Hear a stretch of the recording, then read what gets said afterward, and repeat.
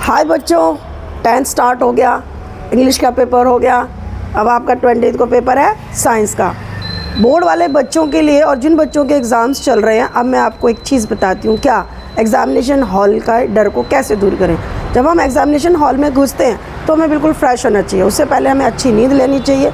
जो पढ़ लिया वो पढ़ लिया। एग्ज़ामिनेशन हॉल में थोड़ा टाइम से पहले पहुँचिए ताकि आपको वहाँ जल्दी में अपना रोल नंबर ढूंढने में, क्लास ढूंढने में टाइम न लगे। उसके बाद में क्वेश्चन पेपर आते ही हड़बड़ाइए मत। क्वेश्चन पेपर के लिए 10 मिनट निकालिए। 10 मिनट क्वेश्चन पेपर को बहुत अच्छे से रीड कीजिए। कई बार क्या होता है, हमने पहला क्वेश्चन पढ़ा, यार नहीं आया, मूड ऑफ, बाकी जो क्वेश्चन है वो पढ़ते नहीं हम लोग और टेंशन में बैठ जाते, टाइम वेस्ट। नहीं, पूरे पेपर को पढ़िए। और कई बार क्या होता है कि पहला क्वेश्चन बहुत अच्छा आ गया, बाकी पेपर को उसी को करने में हमारा टाइम, हम उसको टाइम में लगा देते हैं। नहीं, पहले 10 मिनट लीजिए। 10 मिनट वो टाइम वेस्ट नहीं होता। टाइम का मैनेजमेंट कीजिए। हर क्वेश्चन के लिए टाइम सेलेक्ट कीजिए। जितने नंबर का पेपर है, जितने नंबर का क्वेश्चन है, उसी क्वेश्चन को उसको उतना ही टाइम दीजिए। ब्रेन में करते रहिए। 10 मिनट पेपर को अच्छे से पढ़िए। उसके बाद देखिए कि कौन सा क्वेश्चन आपको अच्छे से आ रहा है, आप उसको अटैम्प्ट कीजिए। कॉपी के साइड में ना लिख के क्वेश्चन नंबर कॉपी के सबसे ऊपर लिखिए। क्वेश्चन नंबर और क्वेश्चन का नंबर का जो पार्ट होता है, क ख घ ए बी सी, है ना, पार्ट 1 पार्ट 2, इस तरह से लिखिए।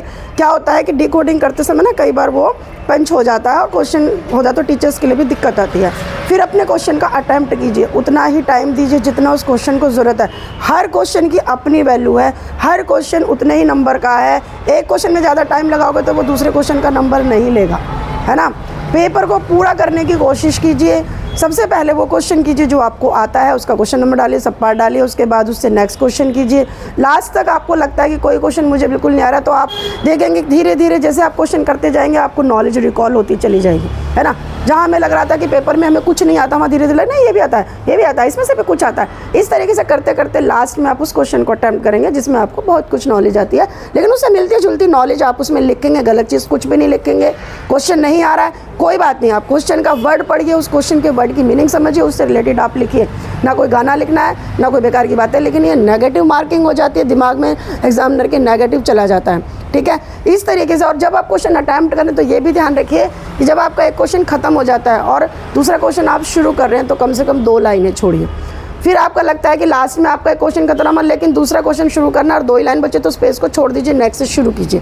क्योंकि जब एग्जामिनर चेक करते हैं तो कई बार वो नीचे उन्हें लगता है कि शायद इसी से है। तो ये छोटी छोटी चीज़ें हैं, जब आप एग्जामिनेशन में हॉल में इनका ध्यान रखेंगे। टाइम मैनेजमेंट, टाइम से पहुंचना, हर क्वेश्चन को उतना ही महत्व देना जितना उसका मार्क्स है, लास्ट तक क्वेश्चन को पूरा पेपर पूरा करना और खुश होना।